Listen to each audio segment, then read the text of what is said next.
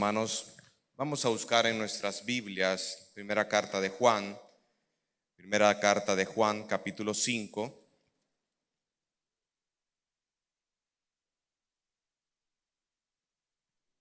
Versículos del 1 al 5. Primera carta de Juan, capítulo 5, versículos del 1 al 5.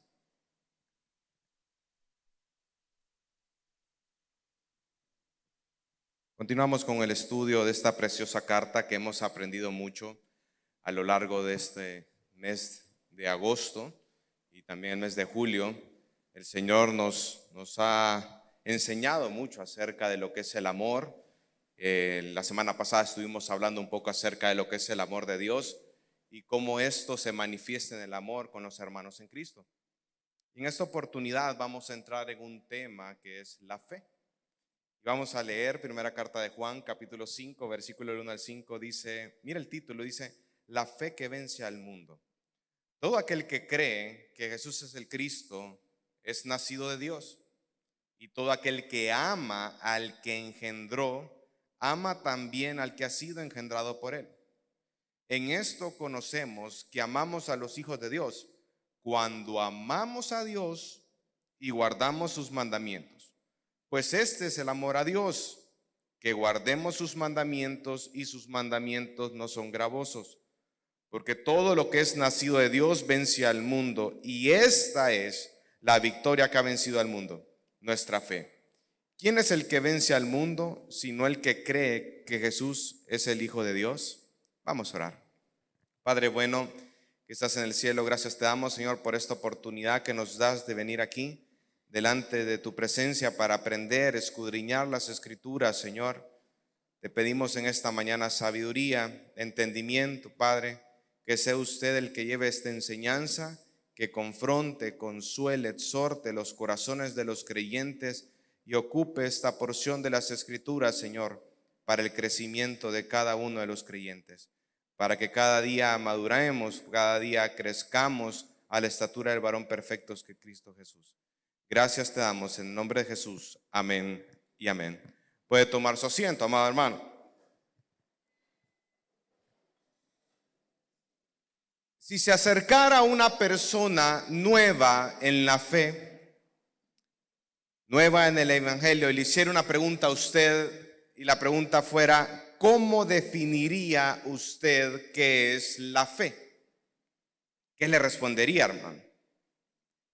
Y además viene este hermanito nuevo en la fe y le dice, ok, pero también quiero que me expliques, si me puedes explicar, si esa fe es producto del corazón del hombre o es Dios el que origina esa fe en la persona. ¿Y en qué momento sucede? Es una pregunta muy buena, por cierto. ¿Qué le respondería usted a esa persona? Y en este día vamos a hablar acerca de ello. Vamos a hablar acerca de la fe. Yo sé que la fe es una palabra que nosotros tenemos del diente al labio, lo escuchamos muchas veces en las predicaciones, lo leemos en las Sagradas Escrituras, pero ¿qué significa la fe? Y en este día vamos a estudiar la fe a la luz de lo que nos dice la primera carta de Juan, capítulo 5 del versículo del 1 al 5, que habla acerca de una fe genuina, y una fe genuina que se origina en Dios y describe al creyente como una persona que ama y obedece los mandamientos de Dios. En otras palabras, Juan también define que una fe genuina produce en el creyente obediencia a los mandamientos del Señor. Y abordaremos 3 puntos en esta oportunidad. En primer lugar, vamos a hablar vamos a estudiar acerca de la fe y el nuevo nacimiento, la fe genuina que proviene del nuevo nacimiento. En segundo lugar, la fe genuina conlleva a la obediencia. Y en tercer lugar, esa fe genuina que vence al mundo. En primer lugar, vamos al versículo 1. Mire lo que dice el versículo 1 del capítulo 5 de primera carta de Juan. Dice, todo aquel que cree que Jesús es el Cristo es nacido de Dios. La fe genuina proviene del nuevo nacimiento, hermano. Y el Juan, en primer lugar, empieza a decir, mire qué bonito el juego de palabras que dice, el que cree. Si usted tiene un lapicero o un marcador, subraye esa palabra, cree. Y después dice nacido. Esas dos palabras, mire qué interesante el juego, lo que está haciendo Juan en este momento. Y prácticamente lo que está diciendo es que el que cree es una acción continua, es una acción presente, y esta persona que ha nacido o es una acción pasada, es algo que sucedió pero cuyos resultados siguen en el tiempo presente. Él empieza a hacer una combinación y empieza a decir, ok, ustedes creen, pero creen porque han nacido y han nacido de Dios. O sea, el hecho de que el cristiano pueda creer, hermano, es producto de lo que Dios está haciendo en la vida del cristiano, del nuevo nacimiento. Por eso es que la fe proviene del Señor. Toda la salvación en sí proviene del Señor.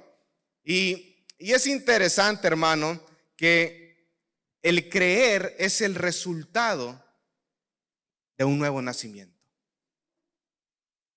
Ahora, cuando nosotros hablamos de en qué momento sucede el hecho de que el creyente tiene fe, ¿cómo lo podemos ubicar?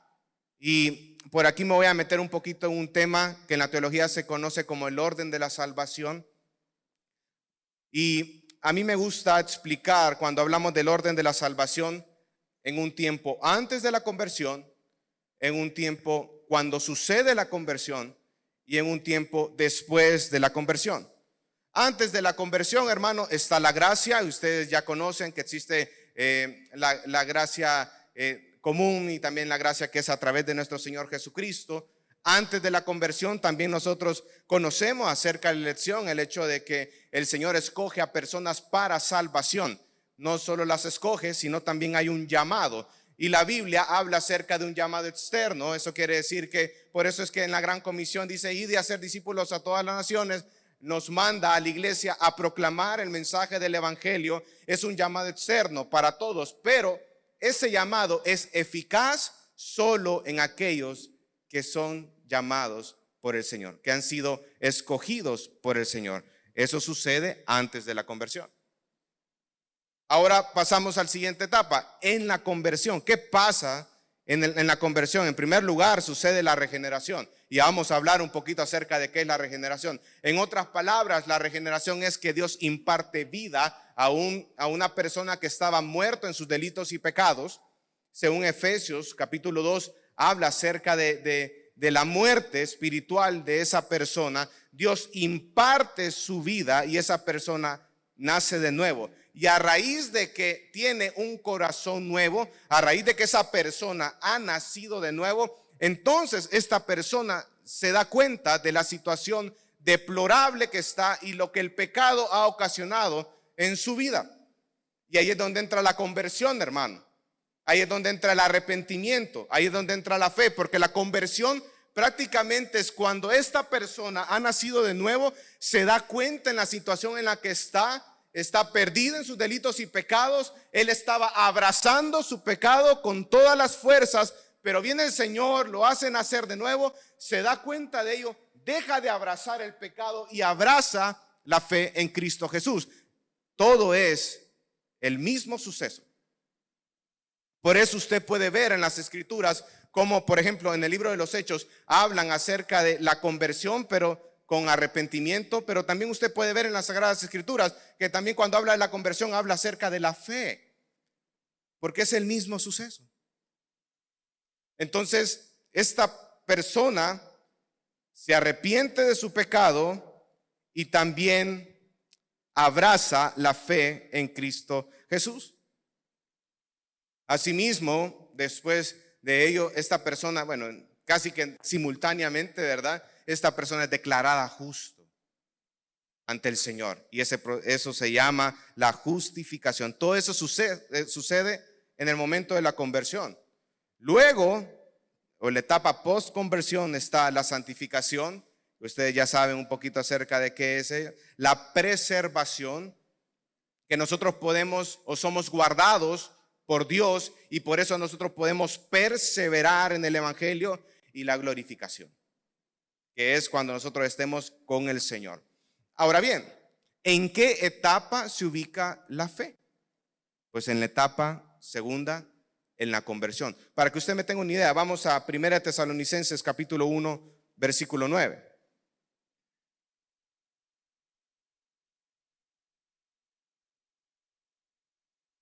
Primera de Tesalonicenses capítulo 1, versículo 9. Para que usted entienda qué significa esta conversión.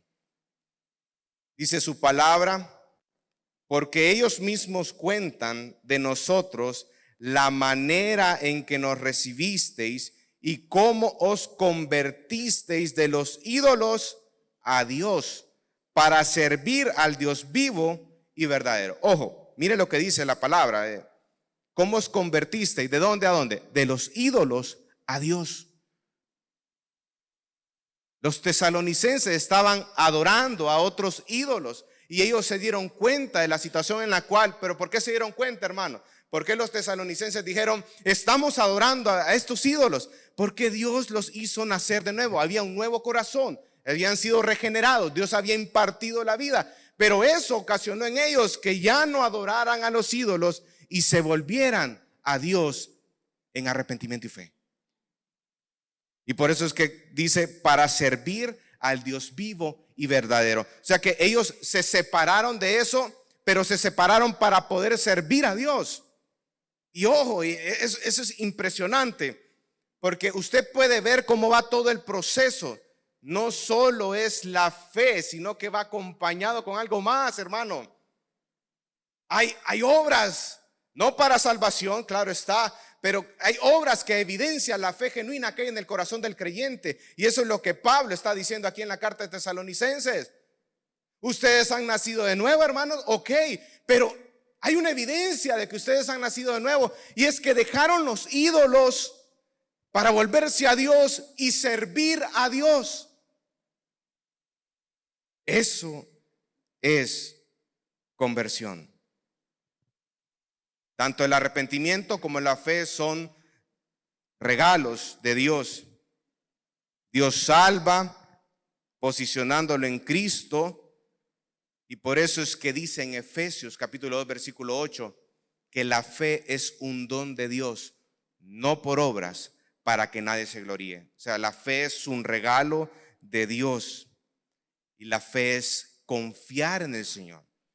Uno de los versículos que nosotros nos podemos de memoria prácticamente es Hebreos capítulo 11 versículo 1. Dice, es pues la fe, la certeza de lo que se espera, la convicción de lo que no se ve. Pero cuando se está escribiendo esa carta, la palabra certeza está haciendo alusión a sustancia. ¿Eso qué quiere decir? Que es algo tan real y tan verdadero que dice, es algo que se puede sustentar, es algo que se puede percibir. Eso es la fe, la confianza en el Señor.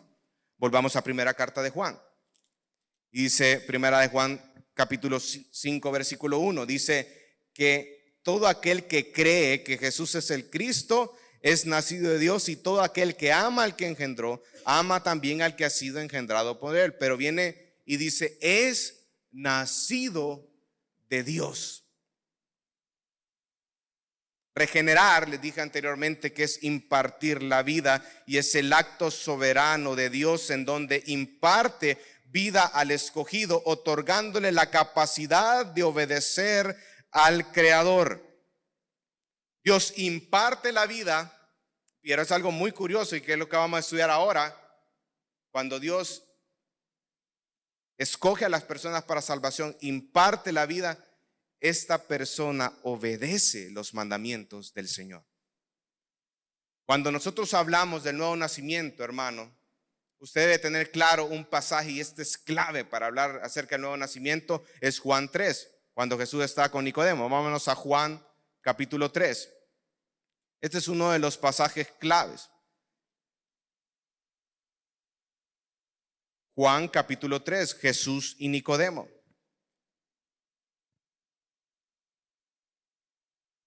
Para poder contextualizarlo, Nicodemo, hermano, era un principal entre los judíos, era un miembro del Sanedrín, un poderoso concilio que gobernaba en esos tiempos. Y él vino de noche, dice la palabra del Señor, que vino de noche, probablemente porque no quería que los demás lo pudieran ver, los fariseos.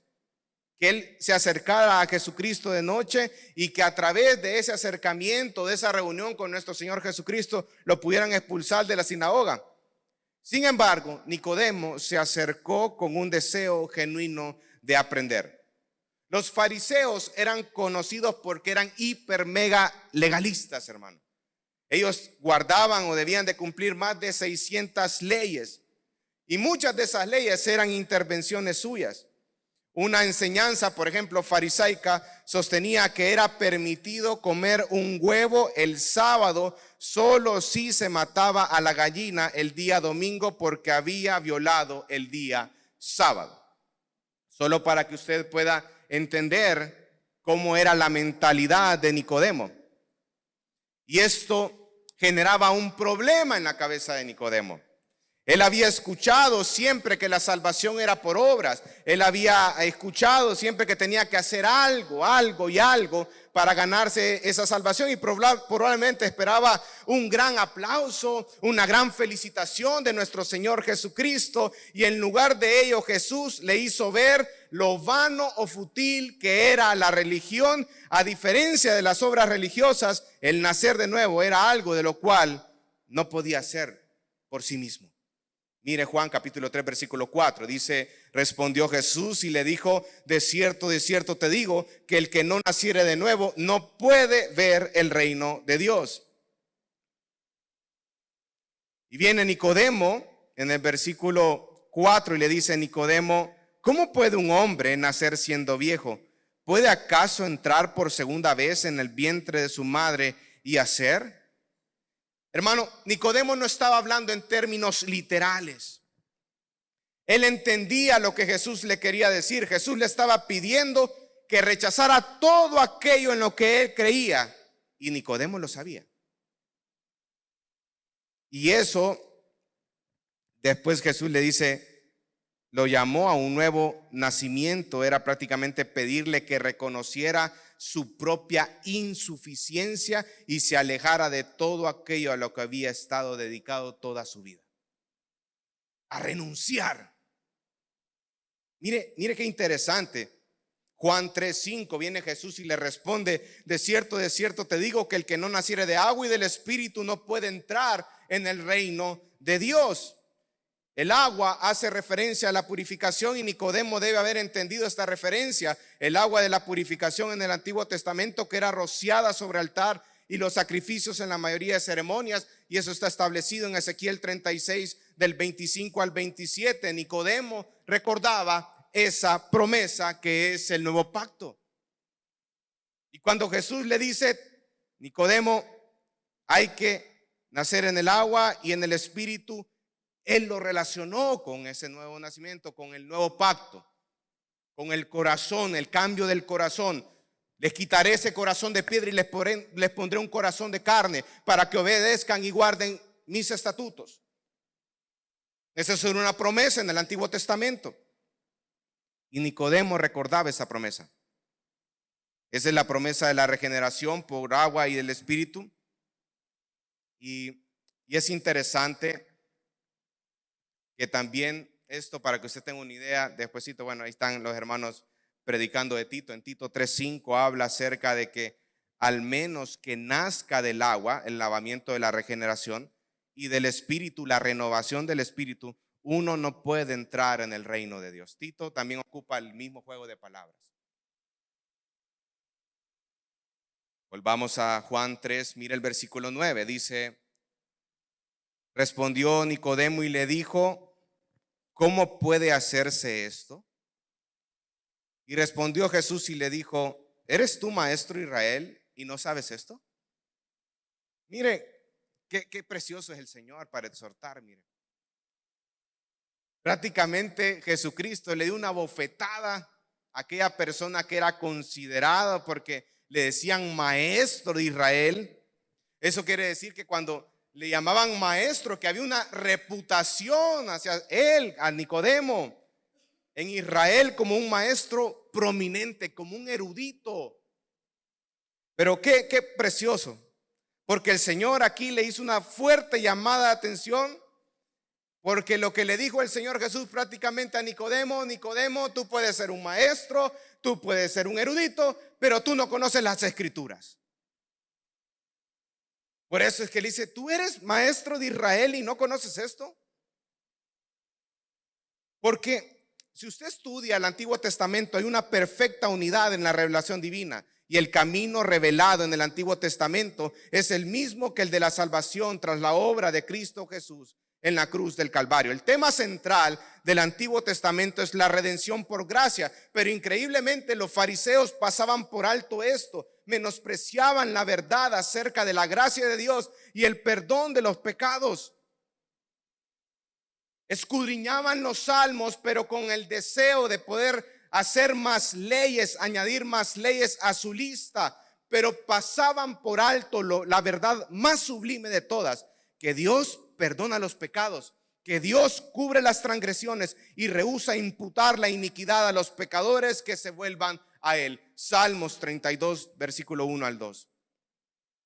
Hablaban de la venida del Mesías, pero cerraban los ojos al hecho que vendría a morir como sacrificio del pecado, como lo establece Isaías capítulo 53, del versículo 4 al 9, el siervo sufriente, varón de dolores, experimentado en quebranto. Estaban ciegos, estaban convencidos que eran guías de ciegos, luz de los que andan en tinieblas, maestros de inmaduros, pero habían olvidado la lección más básica de la ley de Dios: que ellos mismos eran pecadores necesitados de salvación. Y mire el versículo 11, dice Jesucristo: de cierto te digo que lo que sabemos hablamos y lo que hemos visto testificamos, y no recibís nuestro testimonio. Si os he dicho cosas terrenales y no creéis, ¿cómo creeréis si os dijera las celestiales? Nicodemo estaba alimentando un gran pecado, y ese pecado era la incredulidad. La incredulidad siempre engendra ignorancia, hermano. Una persona incrédula es una persona ignorante. Y Jesús, a través de esta conversación, lo que quería que él entendiera: que la fe viene antes de un entendimiento completo.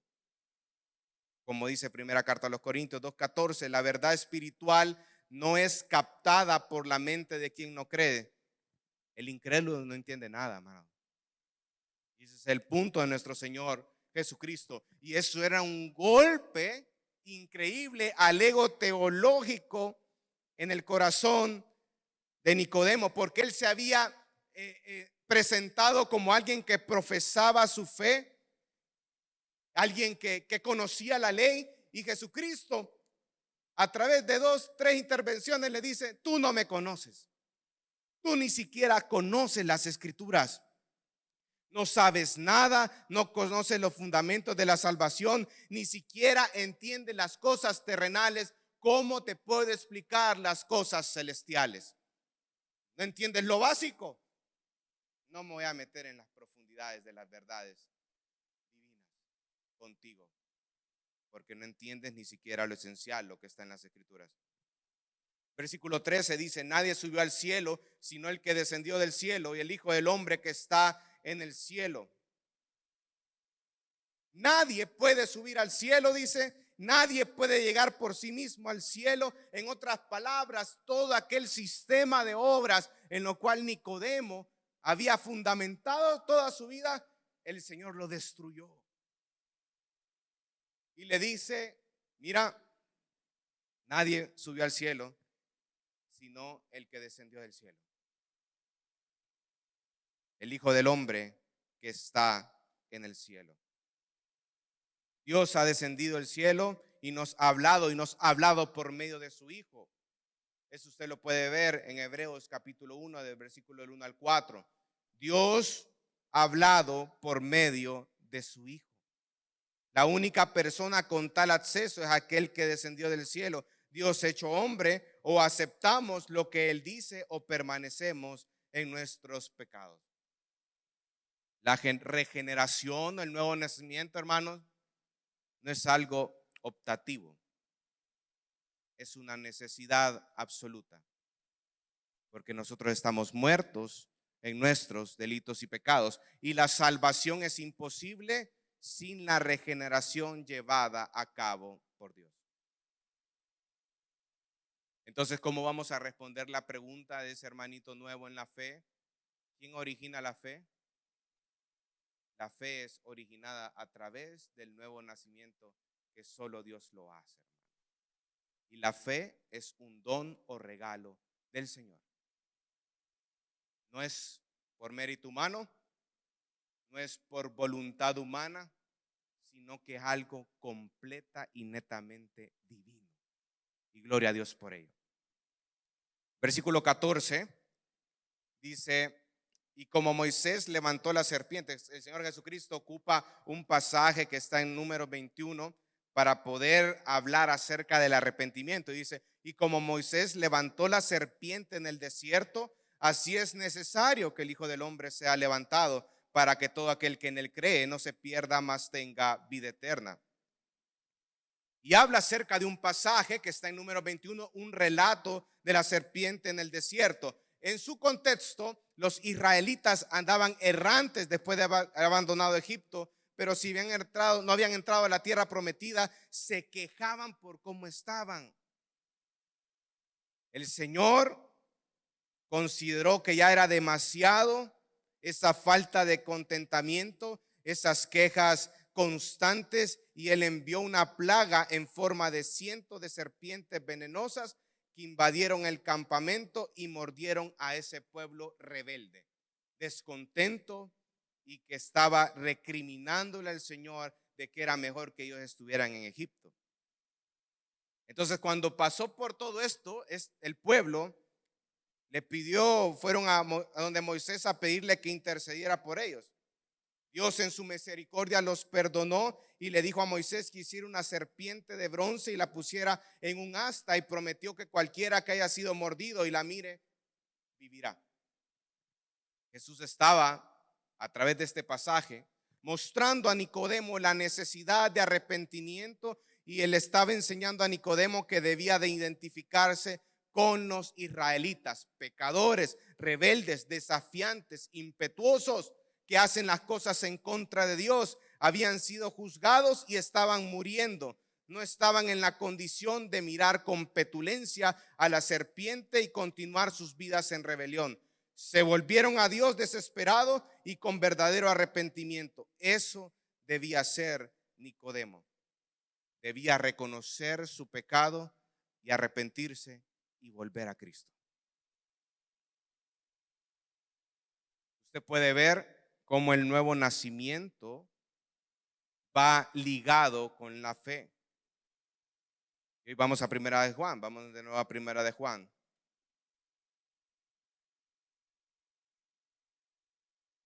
Y es curioso cómo este pasaje de Primera de Juan, capítulo 5, versículo 1, se puede estudiar a la luz de otros pasajes. ¿Se acuerdan que habían dos palabras ahí que le dije que usted subrayara? Cree y ha nacido. Cree indica una acción continua, y ha nacido era algo que había pasado anteriormente, pero todavía teníamos implicaciones a ello. Y ese mismo juego de palabras se encuentran en otros dos versículos, siempre en la misma carta de Juan, donde hace la misma interpretación gramatical para demostrar la relación entre el nuevo nacimiento y sus implicaciones. Mire, Primera de Juan, capítulo 2, versículo 29. Primera de Juan 2, 29 dice: si sabéis que Él es justo, sabed también que todo el que hace justicia es nacido de Él.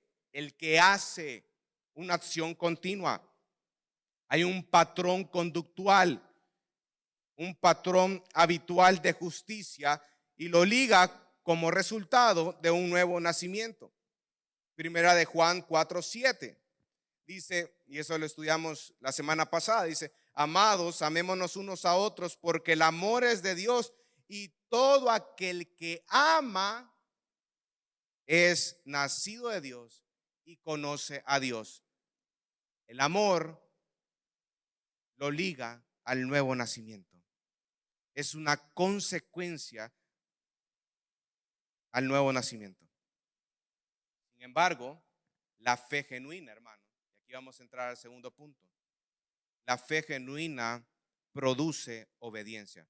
Vamos a versículo 2 y 3 del capítulo 5 de 1 Juan, dice, en esto conocemos que amamos a los hijos de Dios, cuando amamos a Dios y guardamos sus mandamientos, pues este es el amor a Dios, que guardemos sus mandamientos y sus mandamientos no son gravosos.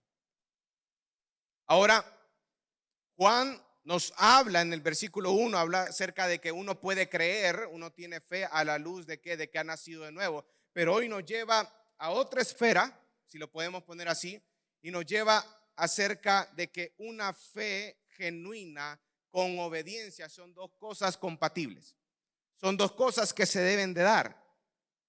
Y es curioso porque viene y le hace una pregunta, ¿cómo conocemos que nosotros amamos a Dios? Y la respuesta de Juan es contundente, guardando o obedeciendo sus mandamientos.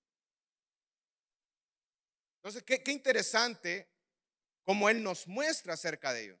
Como lo sostiene el pastor John MacArthur, dice, aquellos que profesan ser salvos, pero no progresan en patrones cultivados de la vida en obediencia a los mandamientos de Cristo, no puede reivindicar con legitimidad ser verdaderos hijos de Dios. No pueden. Una persona que ha nacido de nuevo es una persona que es obediente a los mandamientos de Dios.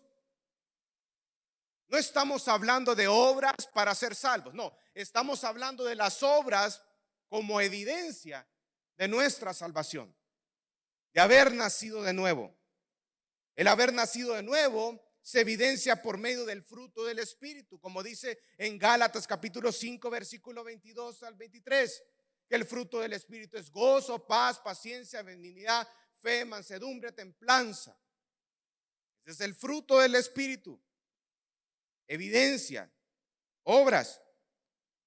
Como dice Efesios, la fe es un don de Dios. Como don divino, la fe no es transitoria ni es impotente, sino que tiene una cualidad intrínseca que garantiza su perseverancia hasta el fin. Nosotros podemos perseverar en el Evangelio porque tenemos fe, porque hemos nacido de nuevo. Por eso nosotros podemos perseverar y perseveramos porque somos preservados o guardados por el Señor. Entonces, hermanos, la fe no se puede separar de la obediencia. Berkhoff sostiene que existen tres elementos en la fe genuina. En primer lugar, un elemento intelectual, es decir, un reconocimiento positivo de la verdad. En segundo lugar, un aspecto emocional, una profunda convicción y afirmación de la verdad. Y en tercer lugar, volitivo, que supone una confianza personal en Cristo como Salvador y Señor, incluyendo el sometimiento a Cristo. Aquí estamos hablando del señorío de Cristo. Cuando una persona ha nacido de nuevo, se somete a los mandamientos del Señor, obedece los mandamientos del Señor. Y Jesucristo es su amo y su Señor. Jesucristo puede hacer lo que Él quiera con su vida, hermano.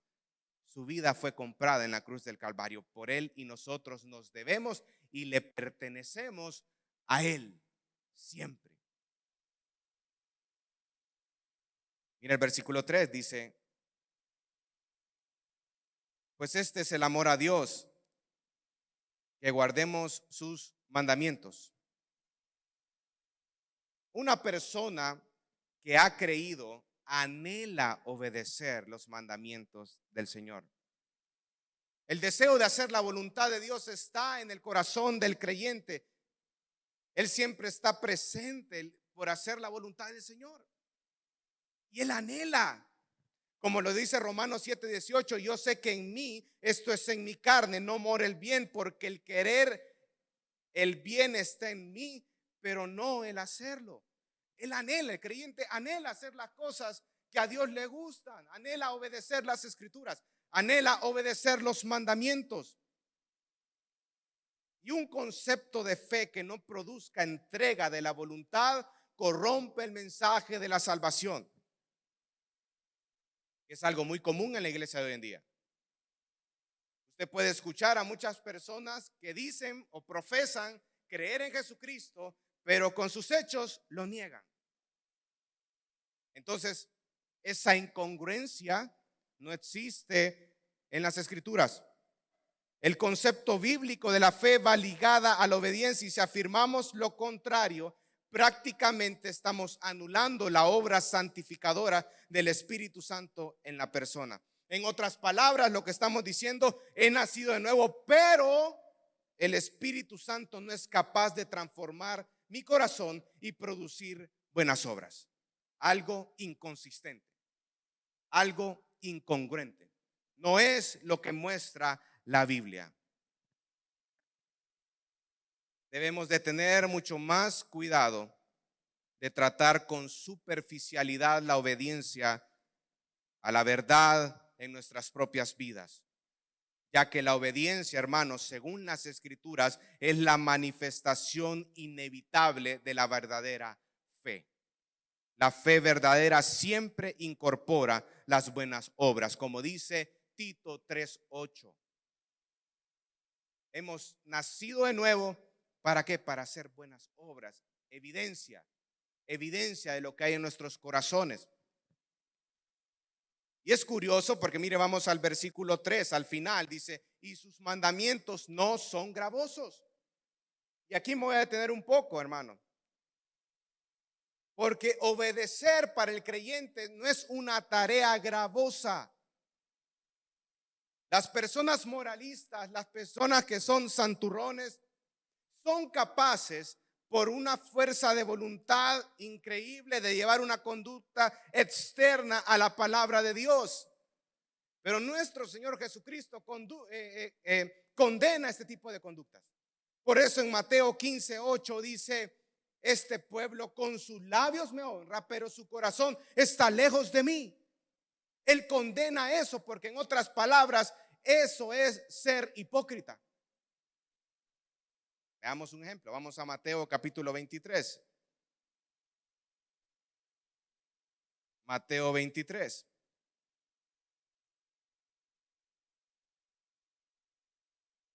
Que es que nuestro Señor Jesucristo acusa a los escribas y fariseos.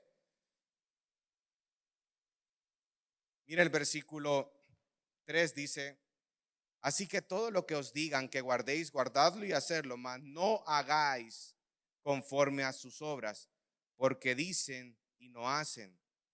Versículo 4, porque atan cargas pesadas y difíciles de llevar y las ponen sobre los hombros de los hombres, pero ellos ni con un dedo quieren moverlas. Versículo 5, hacen todas sus obras para ser vistos por los hombres, pues ensanchan sus filacterias y extienden los flecos de sus mantos, y aman los primeros asientos en las cenas y las primeras sillas en las sinagogas y las salutaciones en las plazas, y que los hombres le llamen rabí, rabí o maestro. Mire qué interesante.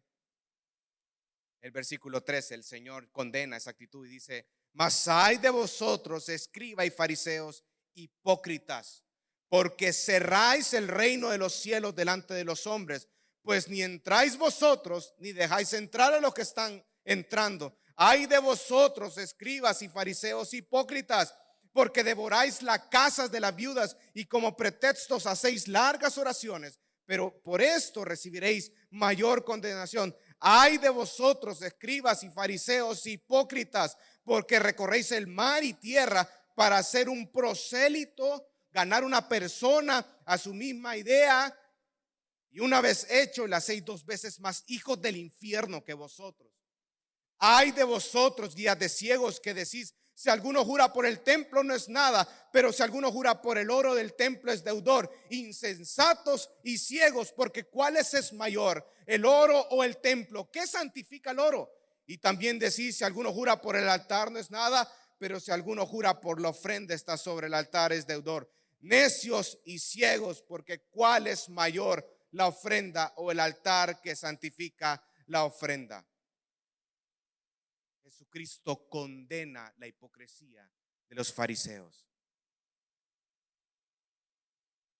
Para una persona que ha nacido de nuevo, los mandamientos no son gravosos. Eso quiere decir, hermano, o esta tarea de poder obedecer los mandamientos no es algo que lo hace de mala manera o lo hace con un odio, porque para él no es gravoso. Al contrario, para el creyente, el obedecer la ley del Señor es un deleite.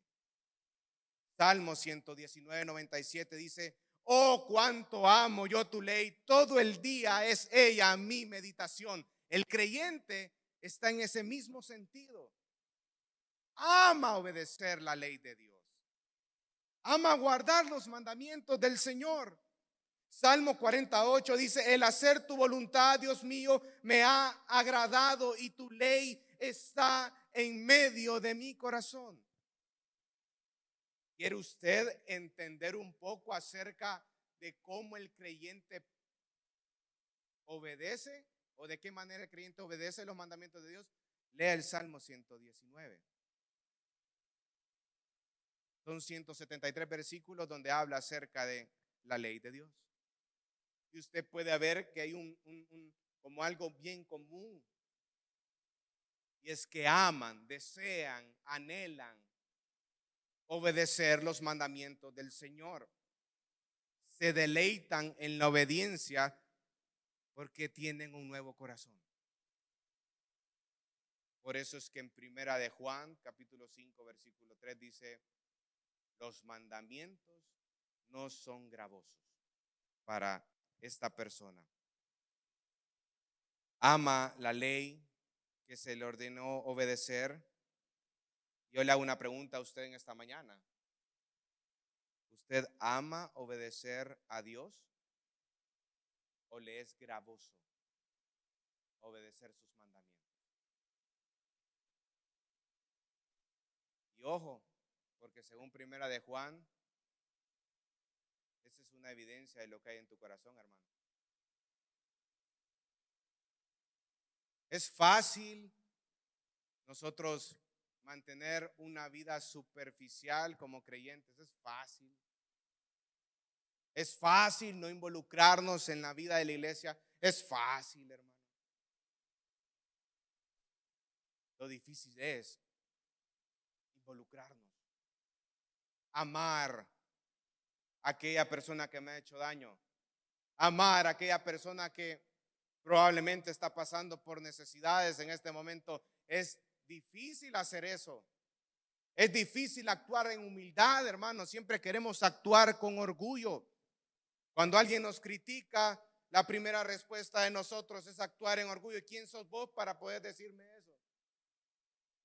No somos humildes, al contrario, somos orgullosos. Pero ¿ama usted obedecer la ley del Señor? Su sentir es lo que dice el salmista en lo que leímos, Salmo 119, 97. Oh, cuánto amo yo tu ley, todo el día es ella mi meditación. ¿Ama usted la ley de Dios? ¿Ama usted los mandamientos del Señor? ¿Medita usted continuamente en los mandamientos del Señor? En las escrituras. Ese mismo Salmo 119, en el versículo 105 dice: lámpara es a mis pies tu palabra y lumbrera en mi camino. Si la palabra de Dios es nuestra luz, es nuestra palabra, es nuestra lámpara, debemos de obedecerla y seguirla, hermano.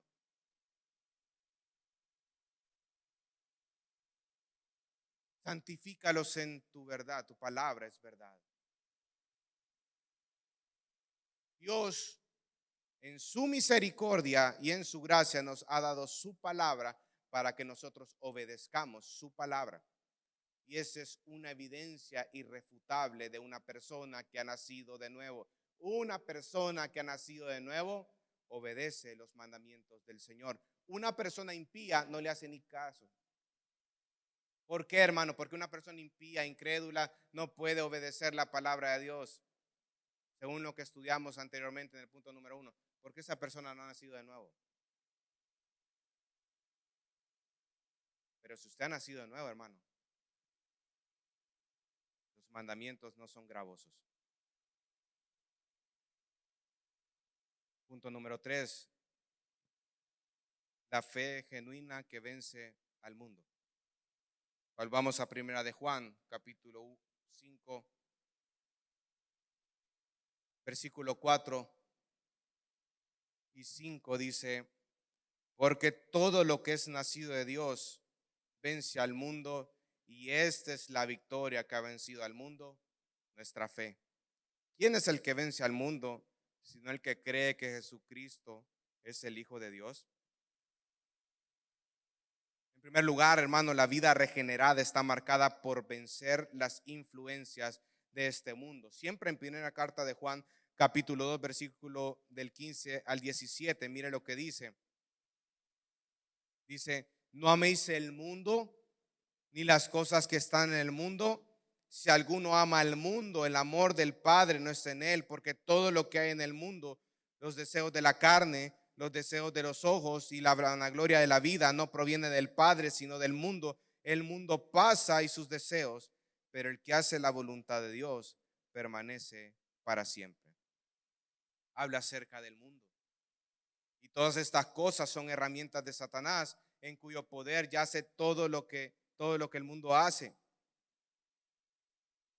Él maneja de manera astuta esas herramientas como instrumentos de tentación en la vida del creyente, con el objetivo de que tambalee en su fe y así manchar el nombre de Cristo, como dice 1 Timoteo 1:19. Sin embargo, Juan nos exhorta y dice, resistan las tentaciones, hermano. Resistan las tentaciones y presiones de este presente siglo, que es un mal siglo. Gálatas 1:4 lo sostiene. Y las vencen por medio de una fe perseverante que camina en obediencia al Señor.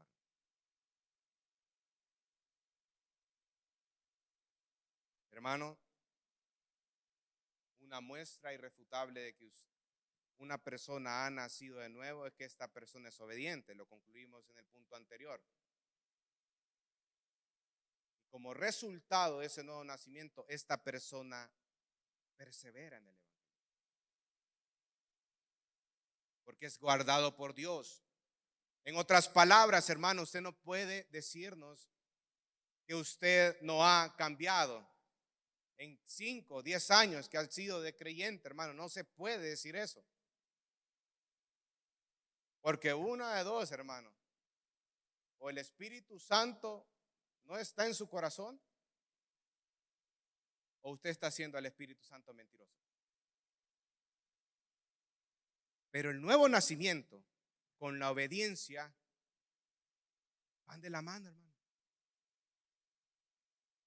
La Biblia es clara cuando dice que ustedes son testimonio. Jesucristo dijo, vosotros sois la sal de la tierra, vosotros sois la luz del mundo. Son testimonios andando de lo que puede hacer el Evangelio en la vida de cada una de las personas. Por eso es importante. Y dice en 1 Juan 5:18, dice, sabemos que todo aquel que ha nacido de Dios no practica el pecado. O sea, no es algo habitual, no hay una conducta, no hay un patrón pecaminoso en la vida de él. Pues aquel que fue engendrado por Dios le guarda y el maligno no le toca. Nunca se rinda a las tentaciones de Satanás. El mundo va a atacar, hermano. El mundo va a ver mal el hecho que usted actúe en integridad. El mundo va a ver mal que usted hable la verdad del evangelio. Pero si este mundo aborreció a nuestro Señor Jesucristo, a nosotros también nos va a aborrecer, porque somos sus hijos, porque creemos en su evangelio.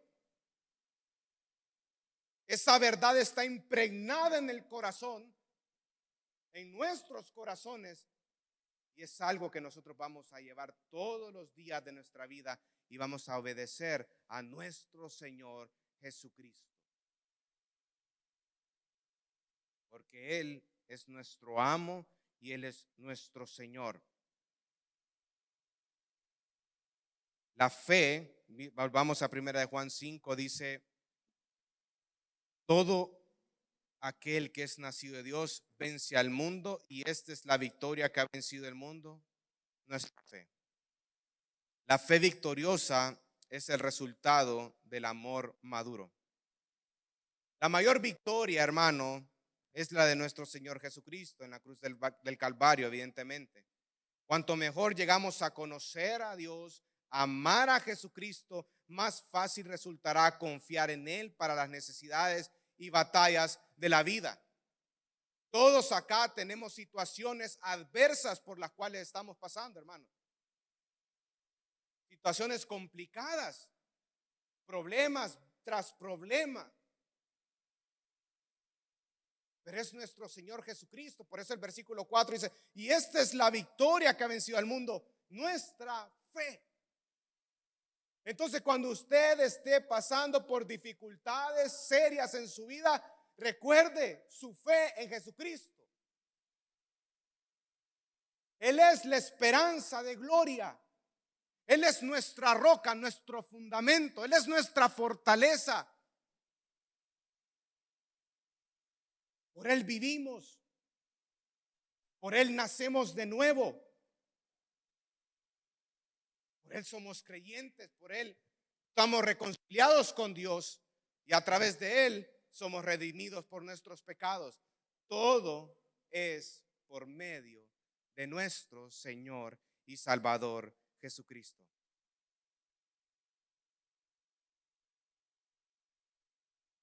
Hay que confiar en Él.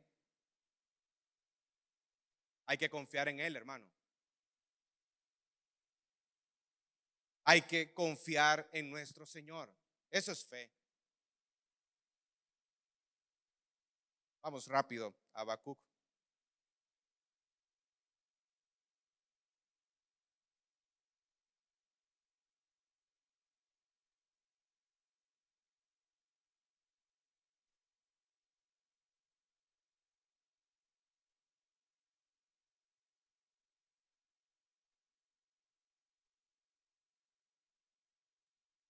Habacuc, capítulo 1, capítulo 2, versículo 4 dice: he aquí que aquel cuya alma no es recta se enorgullece, mas el justo por su fe vivirá. En su contexto, Habacuc estaba consternado por la situación que se le venía al pueblo, porque venían los caldeos, iban a destruir al pueblo de Israel. Y en la mente de Habacuc decía: Señor, y por eso él le pregunta a Dios, ¿verdad? Señor, ¿cómo es posible que un pueblo idólatra, un pueblo que en realidad ni siquiera te conoce, a mi forma de ver, Señor, nosotros estamos por encima de ellos, pero tú ocupas a este pueblo, los caldeos, para emitir un juicio a tu pueblo, como es el pueblo de Israel? Viene el Señor y le dice a Habacuc: no te preocupes, el justo por la fe vivirá. Y este versículo ocupa Pablo en la carta a los Romanos también. Pero ¿qué significa el justo por la fe vivirá? Según el contexto de Habacuc, es la confianza en Dios a través de las circunstancias. En otras palabras, el Señor le está diciendo a Habacuc: no te preocupes, que yo tengo el control de todo esto y tu confianza tiene que estar puesta en mí. Yo no tenía que pasar por alto todas las impiedades y los pecados del pueblo. El pueblo de Israel tenía que pasar por un juicio como consecuencia de su vida pasada. Ellos tenían que pasar, yo no podía pasar, yo soy justo, soy misericordioso, pero el justo por la fe vivirá. Aquella persona que deposita la confianza en mí va a prevalecer a través de las circunstancias. Luego de estos términos, de estas conversaciones, estas preguntas y Dios respondiendo a Habacuc entendió el mensaje del Señor. Y usted puede ver en Habacuc capítulo 3, versículo 17, miren qué precioso cómo responde después de haber entendido esta verdad teológica y dice: aunque la higuera no florezca ni en las vides haya fruto, aunque falte el producto del olivo y los labrados no den mantenimiento y las ovejas sean quitadas de la majada y no haya vacas en los corrales. O sea, cuando estuviéramos devastados totalmente, el versículo 18 dice: con todo yo me alegraré en Jehová y me gozaré en el Dios de mi salvación. Jehová es el Señor, es mi fortaleza. Eso, en otras palabras, hermano, es fe. La confianza en el Señor. No una confianza ciega. Algunos piensan que la fe es ciega. No, hermano. Es un conocimiento de quién es el Señor al cual adoramos. Y ese conocimiento es lo que a mí me da confianza. Que sea lo que sea que esté pasando, el Señor está ahí. El Señor está ahí. Va a ocupar todo eso para hacerme más parecido a nuestro Señor Jesucristo. Y gloria a Dios por ello. Gloria a Dios porque me permite pasar por dificultades en esta vida, por pruebas fuertes en esta vida, por enfermedades en esta vida. Porque Él está poco a poco, como el fuego, está limpiando todas aquellas impurezas en mi vida para ser más parecido a nuestro Señor y Salvador Jesucristo. Vamos a Primera de Juan nuevamente, capítulo 5.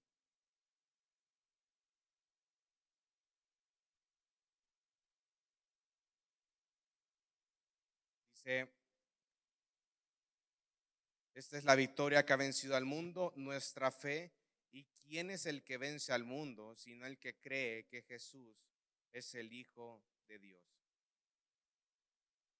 Cristo, hermanos, según Hebreos capítulo 12, versículo 2, es el autor y consumador de nuestra fe. Y es nuestro Salvador Jesucristo que dijo en Juan 16:33: estas cosas os he hablado para que en mí tengáis paz. En el mundo tendréis aflicción, pero confiad, yo he vencido al mundo. Mire qué interesante esto. Nuestro Señor Jesucristo ya sabía por todo lo que nosotros íbamos a estar pasando. Y Él nos exhorta: confiad en mí, yo he vencido al mundo. Y esa es la victoria. Esa es la fe que vence al mundo. Aquella fe que está fundamentada en Jesucristo, nuestro Señor y Salvador. Nuestra confianza está puesta en Jesús y esa es la fe que vence al mundo, la que viene de nuestro Señor Jesucristo. Y pase lo que pase, pondremos nuestra mirada en nuestro Salvador y Redentor. Las pruebas, lo que debe de provocar en el creyente es redireccionar su mirada hacia el eterno y Salvador Jesucristo. Fundamentar nuestra vida en esa verdad eterna e innegable como es el Evangelio, las buenas nuevas de salvación. Esa es la roca, Jesucristo. Y sobre esa roca debemos de fundamentar toda nuestra vida, nuestra familia, nuestro matrimonio y todo lo que gira en nuestras vidas tiene que estar fundamentada en nuestro Señor y Salvador Jesucristo. Esa es la fe que vence al mundo. Finalmente vamos a segunda carta a los Corintios, capítulo 4, versículos 7 al 8.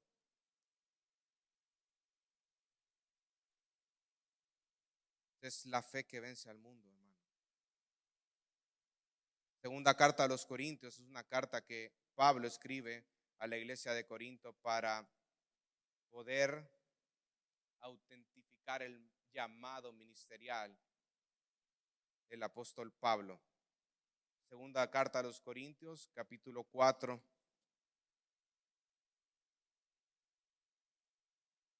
versículo del 7 al 18.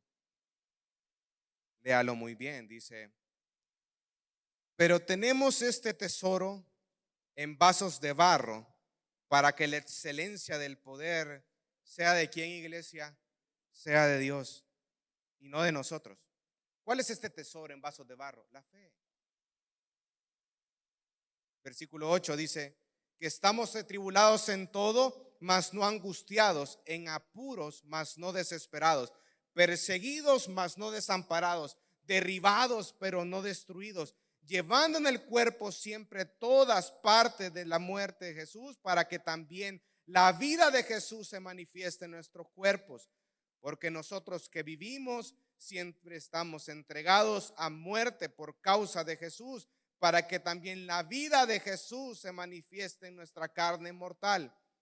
De manera que la muerte actúa en nosotros y en vosotros la vida, pero teniendo el mismo espíritu de fe, conforme a lo que está escrito, creí, por lo cual hablé. Nosotros también creemos, por lo cual también hablamos, sabiendo que el que resucitó al Señor Jesús, a nosotros también nos resucitará con Jesús y nos presentará juntamente con vosotros. Porque todas estas cosas padecemos por amor a vosotros, para que abundando la gracia por medio de muchos, la acción de gracias sobreabunde para la gloria de Dios. Por tanto, no desmayamos. Antes, aunque en nuestro hombre exterior se va desgastando, el interior no obstante se renueva día en día, porque esta leve tribulación momentánea produce en nosotros una cada vez más excelente y eterno peso de gloria, no mirando nosotros las cosas que se ven, sino las que no se ven, pues las cosas que se ven son temporales, pero las que no se ven son eternas. Hermanos, tenemos este tesoro en vasos de barro, tenemos el Evangelio. Nosotros creemos en el Evangelio porque hemos nacido de nuevo. Tenemos una fe, y esa fe genuina, aprendimos en esta mañana, es producto de ese nuevo nacimiento. Esa fe genuina produce en mi corazón obedecer los mandamientos del Señor, amar su ley, amar sus estatutos, y esa fe que está fundamentada en Jesucristo vence al mundo. Por eso nuestra confianza debe estar siempre en nuestro Señor y Salvador, Jesucristo, el autor y consumador de nuestra fe. Vamos a orar, hermanos. Padre que estás en el cielo, gracias te damos, Señor, por esta oportunidad que nos das de venir aquí y poder orar, Señor, en esta mañana. Qué precioso el mensaje de esta mañana, Señor, y es acerca de la fe. Te doy las gracias, Señor, porque yo puedo tener una confianza en ti, porque he nacido de nuevo. Todo nace de ti, Señor. Todo se origina en ti. Señor, te pedimos en esta mañana que si estamos pasando por dificultades fuertes en nuestra vida, estas dificultades lo que tienen que hacer es redireccionar nuestra mirada, como decía el apóstol Pablo, no en las cosas terrenales, sino en las cosas eternas. Hermano, ponga su mirada en las cosas eternas, porque es el Señor el que ha orquestado estas situaciones para que nosotros podamos cada día ser santificados y crecer en madurez y crecer a la estatura del varón perfecto que es su Hijo Jesucristo. Por eso en esta mañana, hermano, Hay que agradecerle al Señor todo lo que hace y seguirá haciendo en nuestras vidas. Por el Evangelio, por nuestro Señor Jesucristo, por todo lo que Él ha permitido que pase en nuestra vida, porque nos ha permitido crecer. Hay veces que nuestra falta de contentamiento, como el pueblo de Israel, que se quejaba y no había visto la mano del Señor en esos años en el desierto, pero esta queja, esa raíz de amargura, esa falta de contentamiento no nos permite ver la gracia del Señor. Es como una nube que no nos permite ver la mano poderosa del Señor. Hermano, nosotros somos pecadores y por consecuencia merecemos el infierno. Y esa es una verdad que debemos de tenerlo presente todos los días de nuestra vida. Porque así nosotros tenemos que ser agradecidos por el Señor. Porque es a través de Jesucristo que nosotros podemos crecer y podemos permanecer en este camino del Evangelio. Gracias, Señor, por este tiempo. Gracias, Señor, por la enseñanza de este día y ayúdanos a poner por práctica lo que aprendimos en esta mañana. En Cristo Jesús hemos orado. Amén y amén.